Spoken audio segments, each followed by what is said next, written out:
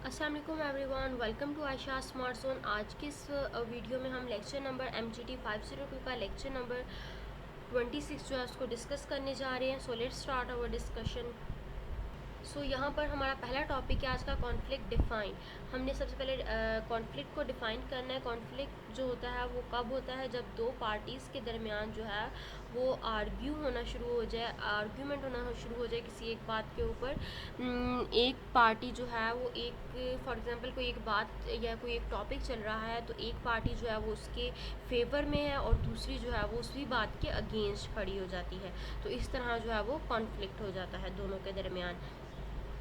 यहाँ पर इसकी कॉन्फ्लिक्ट की डेफिनेशन है, ये हम देख लेते हैं। Process which begin when one party is perceives that the other frustrated or is about frustrate some concern of his or her.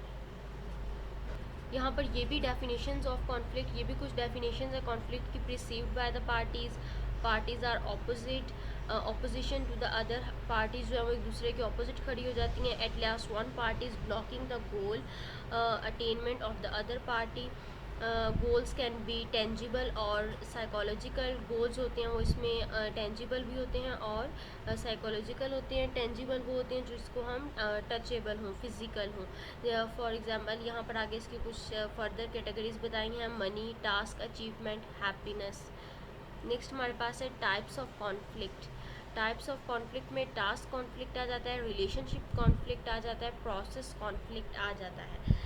Task conflict क्या कहता है? Conflict over the content.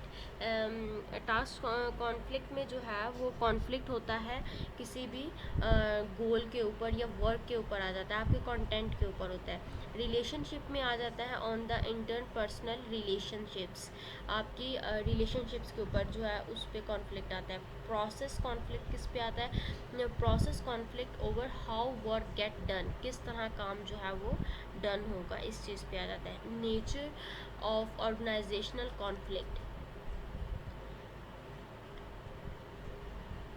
यहाँ पर कॉन्फ्लिक्ट आ जाता है कि कोई भी गोल, एटीट्यूड, इमोशन, बिहेवियर लीड करे डिसएग्रीमेंट और अपोजिशंस बिटवीन टू पार्टीज़, दो पार्टीज़ के दरमियान अपोजिशन जो है वो कॉन्फ्लिक्ट कहलाएगा। फंक्शनल कॉन्फ्लिक्ट क्या होता है? अ हेल्थी कंस्ट्रक्टिव डिसएग्रीमेंट। डिसएग्रीमेंट दो पार्टीज़ के दरमियान या दो लोगों के दरमियान जो है डिसएग्रीमेंट को फंक्शनल कॉन्फ्लिक्ट कहेंगे। डायफंक्शनल कॉन्फ्लिक्ट एंड अनहेल्थी, यहाँ पर ये याद रखना आपने, फंक्शनल कॉन्फ्लिक्ट हेल्थी था एंड डायफंक्शनल कॉन्फ्लिक्ट जो है वो unhealthy, destructive. This is constructive, functional conflict is constructive.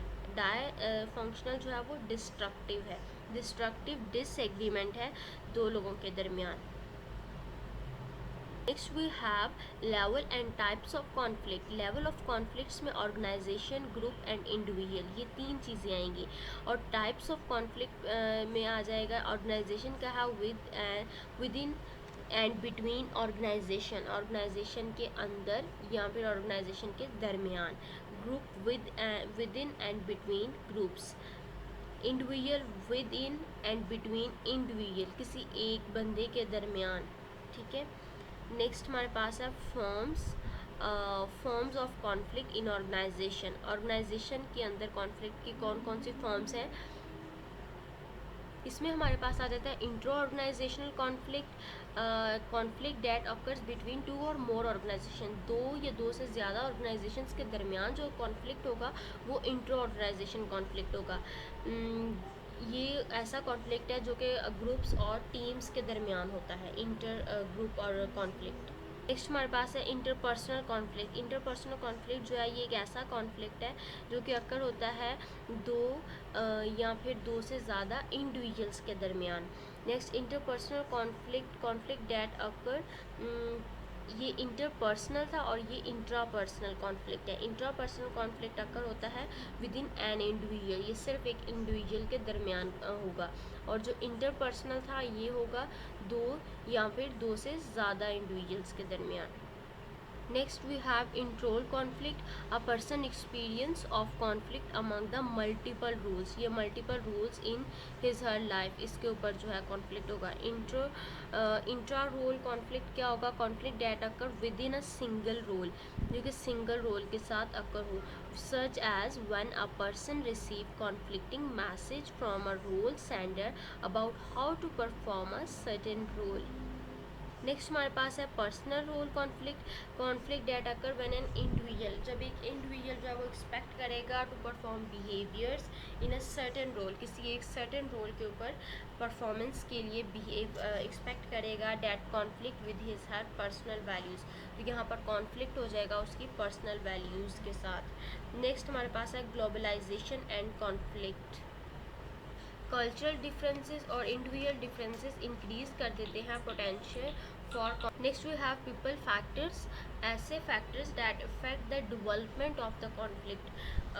Conflict की डेवलपमेंट्स के ऊपर जो फैक्टर इफेक्ट करते हैं पीपल फैक्टर्स, वो कौन कौन से? Need and wants, self concept, past experiences, health. ये 4 फैक्टर्स जो हैं वो पीपल फैक्टर्स हैं that affects the development of the conflicts. कुछ मज़ीद फैक्टर्स हैं जो इफ़ेक्ट करते हैं डेवलपमेंट्स को कॉन्फ्लिक्ट की, जिसमें आ जाता है management culture, stage of development of the organization, organizational structure, state of business, weather. Next हमारे पास है in conflict base, in conflict bad. Is conflict bad? Traditional view bad, human relations good, interactions depends. Next transition conflict में जो है वो किस चीज़ के through होती है? ट्रेडिशनल व्यू के थ्रू होती है, ह्यूमन रिसोर्सेज के, ह्यूमन रिलेशंस के व्यू होती है, और इंटरेक्शनिस्ट व्यू के ज़रिए होती है. ट्रेडिशनल जो होता है कॉन्फ्लिक्ट, ये बैड होता है और इसको अवॉइड करना चाहिए. रिज़ल्ट इसमें जो है वो लैक ऑफ ओपनेंस होती है और ट्रस्ट जो होता है उसकी कमी होती है. Evidence of failure in management, failure की होता है कि एविडेंस फेलियर हो सकते हैं. The common sense view of conflict.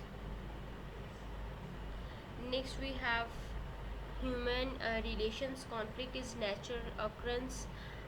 Conflict जो है वो नेचुरल अक्रंस होती है. We should accept conflict. Next interactionist होता है the view of current conflict theory. Conflict should be encouraged and manage. Conflict जो है उसको इनकरेज किया जाता है और मैनेज किया जा सकता है. Bring life creativity and synergy.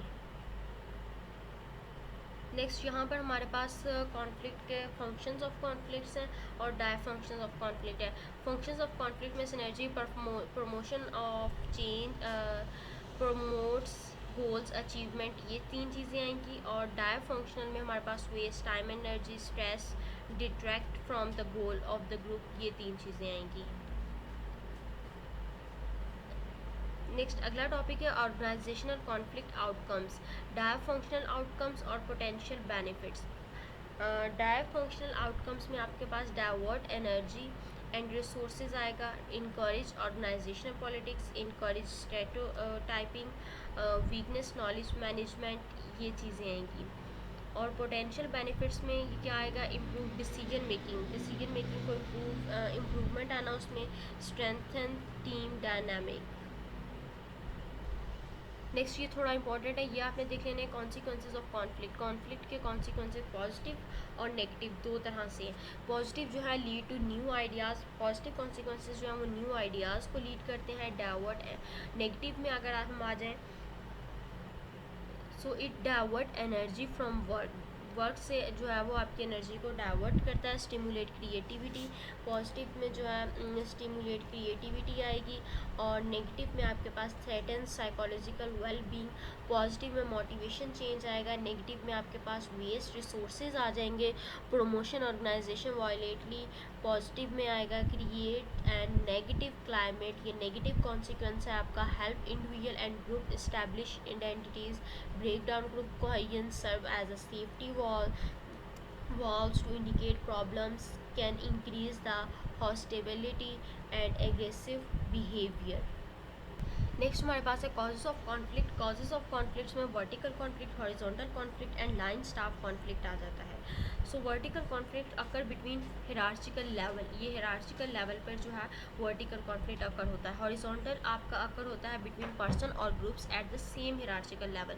Hierarchical level same होगा तो तब ये हॉरिजॉन्टल कॉन्फ्लिक्ट अकर होगा। लाइन स्टाफ कॉन्फ्लिक्ट में आपके पास इन्वॉल्व होता है disagreement over who has authority and control over the specific matter. जिसके पास जो है वो कंट्रोल होगा, अथॉरिटी होगी, उसके साथ आपका डिसएग्रीमेंट इन्वॉल्व होगा यहाँ पर। नेक्स्ट हमारे पास है how can conflict be manage successfully. Conflicts को किस तरह जो है वो मैनेज किया जा सकता है। The issues of who wins, lose conflict, ये तब अकर होता है जब कोई भी नहीं जानता होता कि उसको क्या करना है या वो क्या करना चाहता है। अवॉइडेंस जो है एंड अवॉइडेंस एंड कॉम्प्रोमाइज़ जो है वो इसमें फॉर्म किए जाते हैं। Next win loss conflict, one part achieve it's desire at the expense and the exclusion of other parties desires.